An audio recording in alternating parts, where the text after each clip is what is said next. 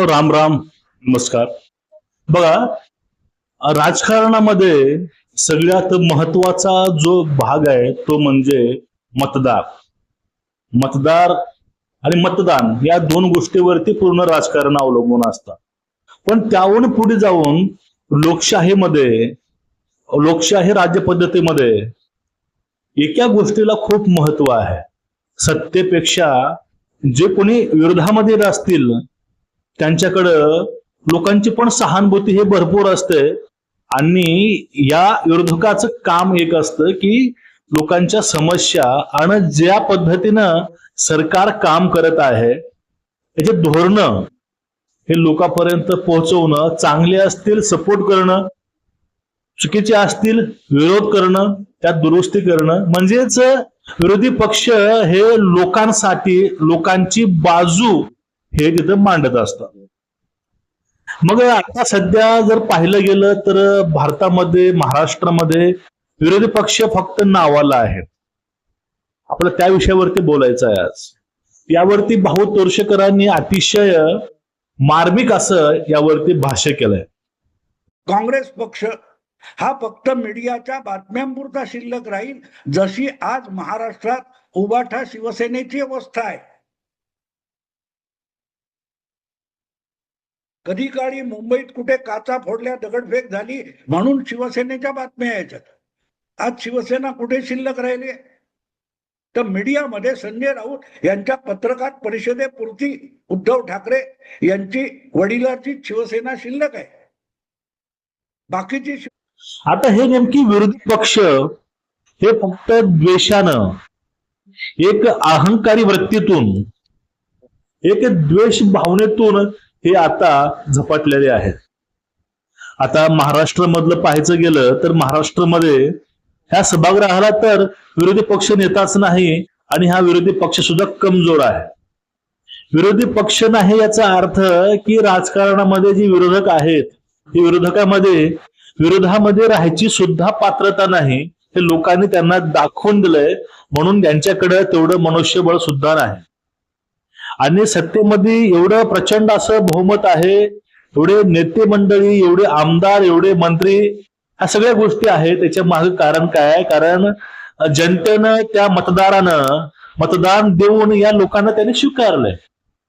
मग आता हे लोकांचं मन जिंकून, लोकांसाठी लढाई लढून, लोकांसाठी हे प्रश्न विचारून ह्या विरोधकांनी, या विरोधी पक्षांनी सरकारला धारेवर धरायला पाहिजे होतं, धारेवर धरायला पाहिजे. सत्ता कोणाची असो, सत्ता ज्यांची विचारधारा आम्हाला पटते त्यांची का असेना, कुणाची असो, पाठीवर. पण या ठिकाणी विरोधी पक्षानं आपली भूमिका या ठिकाणी मांडली पाहिजे किंवा त्या भूमिकेने त्यांनी चाललं पाहिजे. पण सध्या जर पाहिलं गेलं तर महाराष्ट्रामध्ये तो विरोधी पक्ष कमकुवत झालाय. हे तिन्ही पक्ष जे आहेत, त्या तिन्ही पक्षाची भूमिका फक्त संजय नावाचा राऊत जो आहे तो रोज सकाळी 9 वाजता भांडूप मधून मांडत असतो. जे राऊत म्हणतील तीच ह्या तीन पक्षांचं काही जे आहे ते आहे. त्यावरती माग नाना पटोले बोलले होते की राऊतांना त्यांच्या पक्षामध्ये किंमत नाही. पण राऊत त्यांच्या पक्षामध्ये किंमत असो अथवा नसो, राऊत हे दुसऱ्या पक्षाबद्दल सुद्धा बोलतात, पण कधीच ते लोकांबद्दल बोलत नाहीत. ते लोकांबद्दल बोलतात, पण काय बोलतात की लोकांच्या मनातील मुख्यमंत्री, लोकांच्या मनातील नेता. जर ह्या तर गोष्टी लोकांच्या मनामध्ये असल्या असत्या तर या ठिकाणी लोकांना यांना चांगलं वर आणलं असतं मतदान देऊन. असं नाही. म्हणजे हे लोकांच्या मनात नाहीत, हे फक्त राऊतांच्या मनामध्ये आहे. आता हे विरोधी पक्ष फक्त पत्रकार परिषदेपुरते किंवा ह्या युट्यूब आणि सोशल मीडिया पुरते किंवा ते फक्त पत्रकारासाठी म्हणा, फक्त या गोष्टी करता आहेत. बाकी यांचा, ह्या लोकांचा, मतदारांचा काही संबंध नाही. जर तुम्हाला काम करायचे असेल तर सत्तेमध्ये असा किंवा नसा, तुम्ही जर विरोधामध्ये असाल तरीही तुम्ही काम करू शकता. जर तुम्हाला काम लोकांसाठी करायचं असेल. तुम्ही आठवून बघा, 2014च्या अगोदर भाजप हे विरोधामध्ये होतं, त्यावेळेस भाजपनं सरकारला अक्षरशः लोकांचे प्रश्न समोर घेऊन धारेवर धरलं होतं. पण सध्या ह्या काळामध्ये, ह्या 5-10 वर्षामध्ये हे काँग्रेस किंवा हे शिवसेना वगैरे जे आहेत, हे पक्षांनी कधी सरकारला धारेवर धरलंय ते पण लोकांच्या प्रश्नाकरता हे मला तर दिसलं नाही. हे सरकारवरती टीका टिप्पण्या करतात. विषय कुठला? यांचे पक्ष वाचवण्यासाठी, यांचे चिन्ह, यांचे सगळ्या गोष्टी वाचवण्यासाठी आणि फक्त राजकीय द्वेषापोटी फक्त विरोध करायचे म्हणून हे लोक सगळं करतात.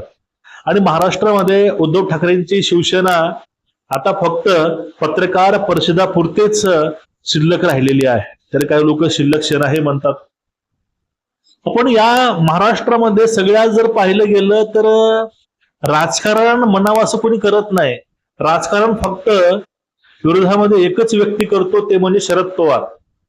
ते दवाखान्यामध्ये पलंगावर पडलेले असणं किंवा कमी आमदार असताना आणि अतिशय चांगले म्हणजे पुढल्या पार्टीचे चांगले आमदार असताना सुद्धा या ठिकाणी ते परत ते सीट आपल्या पदरामध्ये पाडून घेतात आणि डावपेच करून कधी ते शिवसेनेची कोंडी करतात, कधी ते काँग्रेसची कोंडी करतात. पण त्यांचंही तरी आता राजकारण जे पाहिलं गेलं, त्यांचं हे राजकारण फक्त पक्षापुरतं, पदापुरतं मर्यादित राहिलेलं आहे.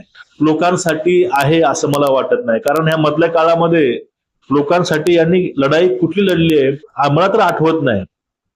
असं झालंय आपल्या भारतामधील राष्ट्रीय पक्षाचं, काँग्रेसचं. ज्या प्रकारे संजय राऊतांनी आणि ह्या सगळ्या पक्षांनी आपला पक्ष फक्त पक्षप्रमुख, संघटनाचे पदाधिकारी आणि आपलं ऑफिस आणि आपला नेता या पुरतच मर्यादित करून ठेवलंय आणि यांची मर्यादा फक्त मीडियापर्यंत दिसते, लोकांसाठी मला वाटत. आणि केंद्रामध्ये बोललं तर काँग्रेसची पण अवस्था हेच आहे. फक्त प्रश्न विचारायचे, फक्त सरकारला बदनाम करायचं, यातून ते देशाला बदनाम करतात हे त्यांनाही कळत नाही. पण ते करतात. ते बदनाम करायचे काम हे अतिशय प्रामाणिकपणे करतात. आणि कधी लोकशाही संपून गेली आहे, कधी काय काय काय बोलतात आणि हे हातामध्ये संविधान घेऊन बेधडक त्याच संविधानाचा अपमान करतात. हे असे लोक आहेत सगळं. भारतामध्ये पण अवस्था हेच आहे. जे राष्ट्रीय पक्ष आहे ते फक्त मोदी द्वेष करणं, हिंदू द्वेष करणं, हे सगळ्या ह्या गोष्टी करतात.